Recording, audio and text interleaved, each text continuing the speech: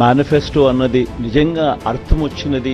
Manifesto అంటే ఎంత పవిత్రమైన గ్రంథము, దానికి ఉండాల్సినంత ప్రాధాన్యత ఎప్పుడొచ్చింది అంటే అది కేవలం ఈ 5 సంవత్సరాల్లో, ఈ 58 నెలల కాలంలోనే అని కూడా చెప్పడానికి నిజంగా చాలా గర్వపడతాము. మేనిఫెస్టోలు అంటూ చెప్పేవాళ్ళు ఎన్నికలప్పుడు రంగురంగుల కాగితాలతో, రంగురంగుల ఆశలతో, రంగురంగుల అబద్ధాలకు రెక్కలు తొడిగి ఒక డాక్యుమెంట్ లా చూపించేవాళ్ళు. ఎన్నికలు అయిపోయిన తర్వాత ఆ డాక్యుమెంట్ ఎక్కడుంది అని ఎవరైనా వెతికినా కూడా కనపడని పరిస్థితి. ఎన్నికలు అయిపోయిన తర్వాత ఆ మేనిఫెస్టో డాక్యుమెంట్ ఎక్కడ దొరుకుతుంది అని అంటే చెత్తబుట్టలో కూడా దొరకని అధ్వానమైన పరిస్థితులు మనం అంతా చూసాం. కానీ మొట్టమొదటిసారిగా ఒక మేనిఫెస్టోను ఒక బైబిల్ గా, 2019 మన మేనిఫెస్టో ఒక బైబిల్ గా, ఒక ఖురాన్ గా, ఒక భగవద్గీతగా దీన్ని భావిస్తూ దీన్ని ఇంప్లిమెంట్ చేసిన పరిస్థితులు, దీన్ని ఇంప్లిమెంట్ చేసిన విధానం బహుశా దేశ చరిత్రలోనే ఈ 58 నెలలు అన్నది చిరస్థాయిగా చరిత్రలో ఎప్పటికీ కూడా నిలిచిపోతాయి.